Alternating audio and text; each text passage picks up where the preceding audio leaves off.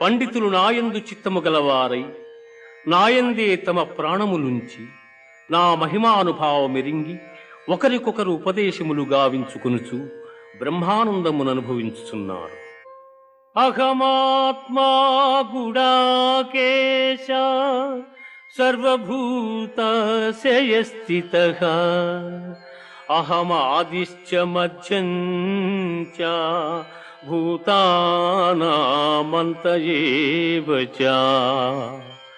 సమస్త భూతముల మనస్సులందున్న పరమాత్మ స్వరూపుడను నేనే. వాని ఉత్పత్తి పెంపు నాశములకు నేనే కారకుడను.